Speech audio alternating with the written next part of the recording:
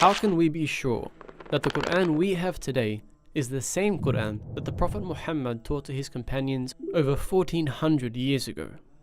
This question is central to the legitimacy of the religion of Islam, and to answer it, we need to know how the Qur'an was given to the Prophet, preserved by his companions, and then distributed around the Muslim world. This is the story of language, history, and the commitment of an entire civilization to preserving the words of God. According to the Muslim understanding, the Qur'an was revealed to the Prophet Muhammad over 23 years, from the age of 40 to his death at the age of 63. Over those 23 years, he received the revelation from God in a number of ways. Most commonly, it was spoken to him directly by the angel Gabriel, but at other times, it came during his dreams, and on a number of occasions, it even came to him directly from God, and he experienced this as the sound of a heavy bell, after which the words of the revelation were made clear to him. Throughout those 23 years, the Prophet endeavored to share the revelation with those around him as soon as it came. He did this verbally, as he couldn't read or write, but he strongly encouraged others around him to write down the revelation, as well as memorize it.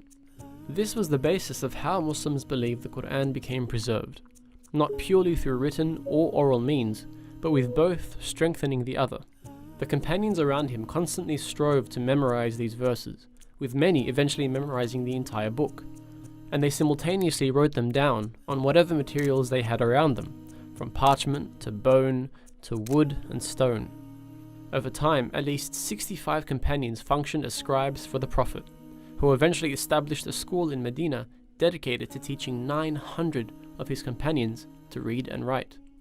However, the dialect of the Qurayshi tribe that the Prophet spoke in wasn't the only dialect of the Arabian Peninsula, and as the religion was adopted by a growing number of tribes, they began to struggle with understanding the Qur'an. To overcome this, the Prophet was given permission to teach the Qur'an in 7 of the main dialects in the region, allowing the message to be understood more widely. But these dialects didn't really affect the written records, as they were only different when the Qur'an was actually vocalized.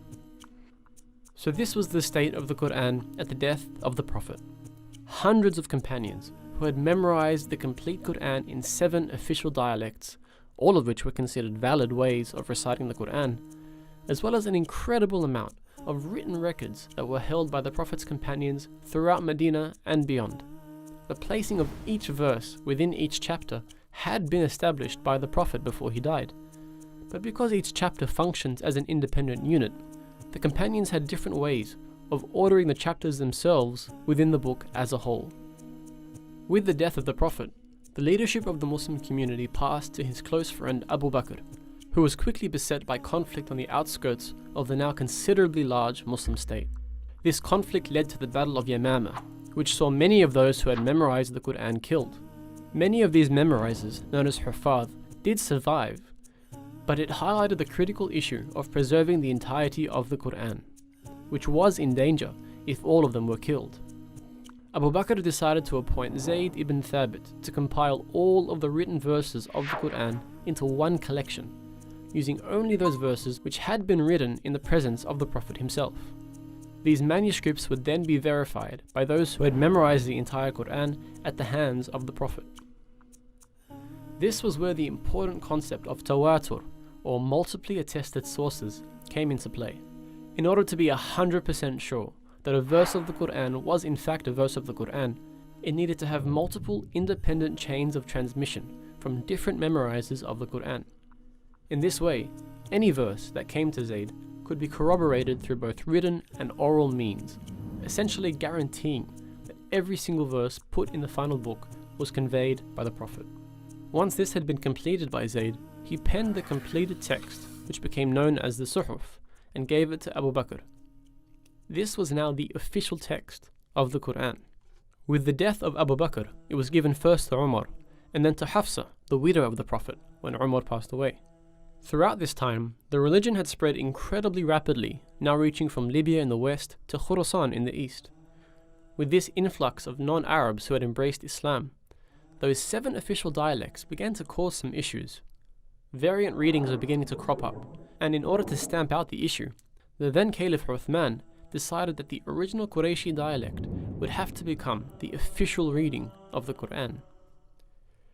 He appointed a committee of 12 companions to essentially repeat the process of Zayd ibn Thabit, gathering all of those primary sources, rectifying any differences, and confirming them with those who had memorized the text orally. Once this had been completed, he sent for the original Suhuf, which was still being held by Hafsa, and compared the two collections for any differences.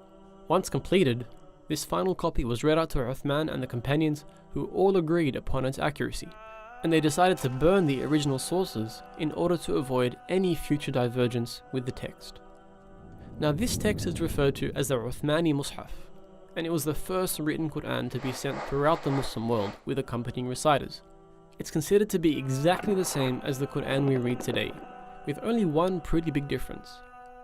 It didn't include any skeletal or diacritical marks, which are essential in differentiating different words which otherwise look exactly the same.